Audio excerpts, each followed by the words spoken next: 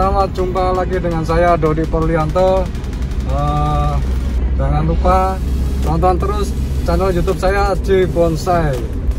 Kali ini video ini saya akan main ke tempat kawan, yaitu Mas Pras yang punya channel YouTube Bonsai Family. Lokasi ada di Batam. Ini masih perjalanan. Kita dari Tanjung Uncang menuju arah ke bandara. Jadi nanti kita sampai rumahnya Mas Pras sekitar jam 11. Mudah-mudahan di jalan lancar. Oke, lanjut nanti. Halo bonsai lovers Indonesia, jumpa lagi dengan saya Dodi Porlianto di channel YouTube saya J Bonsai. Kali ini saya main di tempatnya Mas Pras yang punya channel YouTube Bonsai Family. Wow. Ini Mas Pras. Halo, apa kabar? Kali ini kita nongkrong-nongkrong di rumahnya Mas Pras, mau ngecek koleksi-koleksinya Mas Pras. Nanti kita lihat review-review sebentar ya. Saat ini saya langsung sama narasumber bagaimana sih cara menangani untuk bonsai yang start dari nol, untuk bisa biar bagus gerak dasarnya. Mari kita tanya dari narasumber ini. Bagaimana Mas Pras? Ya, apa kabar Mas Dodi? Mas Dodi, ya. Mau tanya apa nih Mas? Bagaimana sih buat teman-teman nih, ini sering nanya nih, kalau start dari nol begini nih, untuk mulai bentuk gerak dasar itu bagaimana? Untuk sinensis ya? Iya, sinensis. Sinensis ini tergolong pohon cemara ya, iya. Pohon cemara, dia keras. Terus untuk pembesaran sinensis sendiri pun prosesnya sangat lama ya. Iya. Umurnya juga bisa bertahan sampai ratusan tahun. Dan ini adalah endemik pohon Asia Timur. Siap. Di Jepang, Cina itu banyak sekali ditemukan pohon jenis-jenis sinensis seperti ini. Siap. Ini sinensis yang jenis lokal, yang daunnya hijaunya seperti ini teman-teman, bisa ditengok ya. Jadi ada hijau tua, ada hijau kebiruan, itu ada juga jenis-jenisnya. Nah, sinensis, untuk pohon sinensis sendiri, untuk dari media dulu ya, media. Iya, siap. Yang utama media apapun itu pohonnya, semuanya harus poros. Ya, nah, itu diingat-ingat ya, medianya harus poros. Ya. Jadi kalau disiram air dia harus langsung keluar. Ya, terus dan jangan lupa dia harus menimbulkan makanan cadangan. Boleh dari DOC, boleh juga dari Dekastar. Nah, DOC itu pupuk organik cair ya. Kalau masa-masa grounding atau masa-masa pembesaran, ini kan masa-masa pembesaran. Jadi ini belum saya program sebetulnya. Cuman dulu pernah saya buat gerak dasar, tapi saya lepas dulu karena dia menghambat pertumbuhan. Sebetulnya nggak masalah juga kalau kita mau membentuk karakter tua. Kita bikin segini katakanlah, sejempol, pengen kita jadikan, itu kita langsung bikin karakter tua nggak apa-apa, dengan cara diiring, dikawat, kita bentuk gerak dasar. Nah, gerak dasar kita juga harus melihat mata tumbuh awal. Jadi gerak awal itu dari mana? Gerak awal itu kan dari akar. Nah, kalau kita membuat formal, katakanlah pohon tegak, berarti akarnya harus kita cengkramkan, membelah dulu, merapikan akar lah. Habis itu baru ke batang utama. Nah, kalau ini dari biji ya dulu ya, dari tanam dari berapa tahun kalau segini nih? Ini mungkin biji. Sudah 8 tahunan. Ini saya dapat tahun teman-teman. Segini. Ini karena di pot terus. Dulunya di pot kecil malah. Ini saya dapat dari Gondo Arum, di Taman Bonsai Gondo Arum Mas Supri. Dulu nggak segini. Dulu masih pendek. Ini sudah sampai sini teman-teman. Nah, sudah sampai sini. Ini kawatnya udah saya lepas semua. itu kita harus, biasanya pohon sinensis itu harus ada keringan, karakternya dari batang itu harus ada sari namanya. Iya. Sari itu ini apa, batang yang kering, yang dikeringkan atau batang mati lah ibaratnya. Iya. Nah nanti ada jin. Nah jin itu batang yang seolah-olah patah, atau kalau kita drama alamnya kena petir atau memang itu kena angin tertiup tumbang atau, nah itulah seperti itu ya karakter untuk sinensis.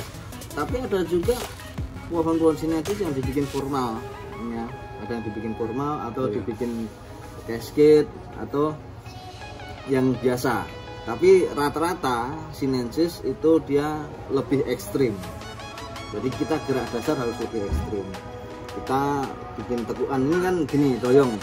Kita mungkin ditegakkan seperti ini. Nah, tegakkan seperti ini. Nah, ini nanti salah satu harus kita matikan separuh. Oh ya, untuk bikin ini ya. Sari. Oh sari ya. Sari. Nah, kalau sari batang yang mati dikeringkan. Kalau jin itu yang lancip tadi. Patahan. Ada patah atau kena petir ya.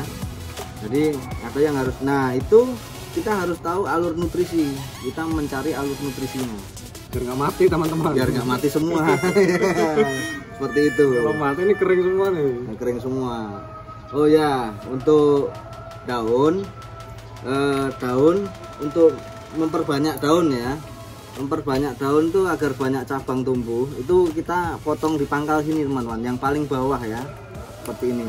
Nah, ini otomatis nanti yang lain tumbuh banyak, 2 biji atau 3 biji seperti ini, yang di pangkalnya ya, jangan di ujungnya. Kalau di ujungnya kita menggunakan jari atau tangan, caranya begini. Nah, seperti ini kan ada ruasnya, tinggal ditarik gini aja. Itu pruning cemara sinensis. Nah, tolong diperhatikan detailnya itu ya. Jangan sampai salah. Ya, gitu. Penting itu. Nah, ini dia dipakai jemari gini ya. Di sini ada ruas-ruasnya. Kalau enggak nanti jatuhnya seperti ini, coklat. Kering. Jatuhnya. Nah, untuk penyakit sinensis dia adalah kutu putih. Nah, seperti ini. Ini kalau disemprot fungisida bisa? Bisa. Kita menggunakan pestisida, fungisida bisa, atonik juga boleh. Atonik kan untuk menyuburkan perakaran ya, untuk kesehatan pohon. Untuk fungisida untuk membasmi hama ya. Kalau merek dagang macam-macam, banyak itu. Jenisnya banyak itu. Kalau yang organik pakai putung rokok, nanti dikasihkan takarannya 1 gelas, itu 1 batang rokok yang udah ambil tembakonya aja. Itu direndam itu, habis itu disaring. Airnya siap. Air yang itu nanti semprotkan. Oh, iya, bisa jadi juga ya. Betul. Seperti ini. Ini kalau enggak kita tangani nanti mati. Itu kelemahannya. Iya, betul. Ada lagi, Mas? Ini kalau enggak dari awal otomatis kan nanti besar, batang itu besar kan menjadi kaku kan ya. Emang harus di wiring dulu ya Mas ya? Oh enggak juga, sinensis sifatnya begini. Sinensis itu bisa dipotong separuh lalu ya tekuk, asalkan nutrisinya masih ada yang mengalir, itu bisa hidup. Nah untuk yang segini ini masih bisa ditekuk teman-teman. Kalau segini masih bisa ditekuk, masih lentur. Nah kan ada yang batang keras, batang lentur. Bagaimana cara membuat batang lentur? Nah, bagaimana membuat batang lentur? Jadi kita harus puasakan pohon ya. Cara pemuasakan pohon itu ya kita yang mulanya siram itu 2 kali sehari ya kita siram sekali. Atau seminggu kita kasih pupuk ya kita jangan kasih pupuk, seperti itu. Nah itu nanti otomatis pohon itu batangnya akan menjadi layu atau lentur, daunnya layu, batangnya lentur. Itu kalau yang saya alami itu semua jenis pohon seperti itu ya. Jadi ini jadi bisa, kalau yang seperti ini layu teman-teman, jadi mudah ditekuk seperti ini. Karena ini teman-teman batang tunggalnya kan. Nah, dan tekuknya harus menggunakan kawat nomor 6 ya. kawat yang paling besar.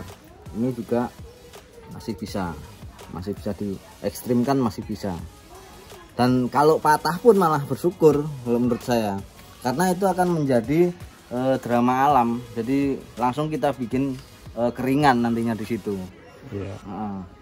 Nah, untuk teknik-teknik yang lain selain seperti itu, tekniknya kita bending. Ya. Bending itu bagaimana? Bending itu kita ikat bisa menggunakan tali apapun, kita rapatkan terus, baru kita tarik, kita pakai kawat dibentangkan seperti itu, dibentangkan keras. Contoh seperti ini.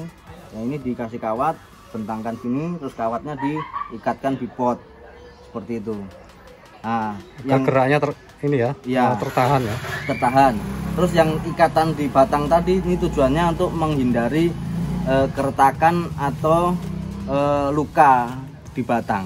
Siap. Seperti itu, teman-teman. Itu biasa yang digunakan teknik-teknik yang di Jepang seperti itu, bending. Nah, kalau selain teknik bending ya teknik cut itu tadi, separuh potong, tekuk. Nah, itu lohansung juga bisa seperti itu.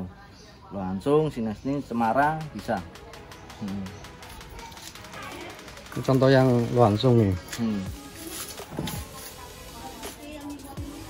Ya, ini lohansung ya. Ini kalau lohansung ya, lohansung termasuk jenis cemara juga. Daunnya lebih ke lancip ya. Ini jenis lohansung lidah burung ya, lidah burung. Ini pembesarannya juga lama, teman-teman. Yang paling lama yang saya ketahui lohansung cincuan, tapi daunnya lebih cantik, lebih bisa dikecilkan. Ini bisa kecil. Untuk teknik pruningnya, lohansung itu seperti ini. Untuk membuat percabangan seperti ini ya, dua sini ya. Ini kan muncul tunas baru, ini tunas baru. Nah, kalau mau ingin memunculkan tunas baru di sini, ini tinggal kita potong aja pangkalnya seperti ini, teman-teman. Nah, sisakan satu ruas daun yang tersisa. Hampir sama dengan ini ya, santigi ya. Santigi hampir sama. Semua pohon seperti itu. Ya. Ini contohnya. Ini kita potong karena ini sebenarnya pembesaran, tapi kalau untuk contoh nggak masalah. Nah, ini kan ada ruas. Ini kan ada ruas, teman-teman. Nah, kita potong yang paling pangkal. Nah, seperti itu. Ya. Dan ini, teman-teman, ini ditancapkan bisa hidup. Ini diginikan, kita buang daun yang di ketiak ini, sisakan. Ini tanpa perangsang akar itu bisa hidup, dengan catatan media tanam jangan dikasih pupuk, terus murni tanah gembur ya, yang tanpa pupuk, terus ditaruh di tempat teduh, itu hidup. Lohansung tingkat keberhasilannya sangat tinggi, itu bisa hidup seperti ini. Wah, keren ya, bisa hidup. Ini contohnya nih, teman-teman. Ini contohnya. Nah, contohnya ini dulunya juga segini, sekarang sudah tinggi dan mau tunas, teman-teman. Ini udah mau tunas. Nah, itu caranya. Udah mau tunas. Ini tanpa perangsang akar, tanpa bawang merah, tanpa GTE apapun, tinggal tancap tanpa. B1 perlu nggak ya? B1 nggak usah dulu, nggak masalah. Nggak usah dulu. Yang penting dia, karena apa? Karena sifatnya dia harus murni. Harus murni, tanpa pupuk, biar dia tidak infeksi, tidak terkontaminasi sama kimia. Betul. Dan tempatnya harus teduh. Siap. Kena sinar matahari nggak masalah, tapi matahari pagi. Oke. Sangat bermanfaat sekali ya, teman-teman ya, ilmunya ini ya. Sianci gitu juga, yang seri Barbados gitu juga, dia mudah juga di budidaya. Sianci kan ya, sianci ini kita potong, kita sisakan daun 2, terus kita tancapkan tanpa perangsang akar pun hidup sama.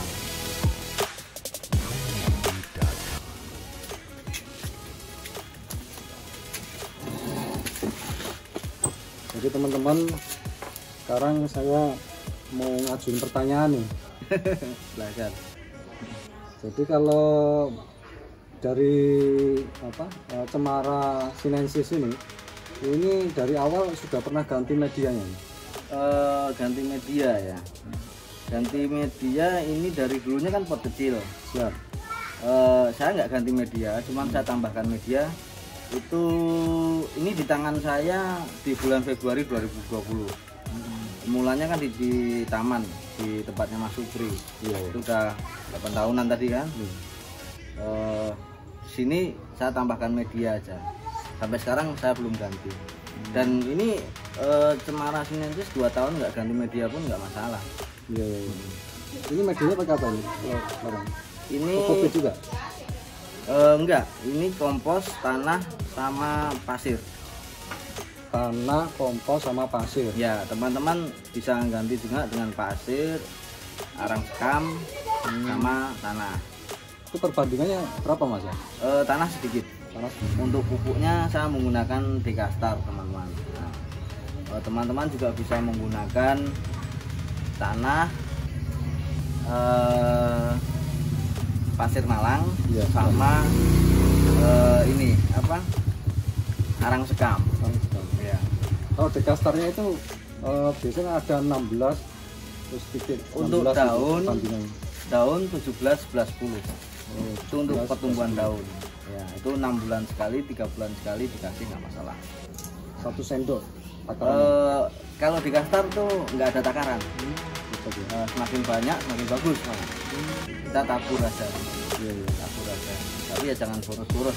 Uangnya juga boros. Waalaikumsalam. Ini baru bikin konten. Masuk Mas. Masuk dulu. Masuk ya Pak. Masuk kontennya. Ya. Masih suasana lebaran nih teman-teman. Ya. Oke, lanjut ya Mas Dovi ya. Iya.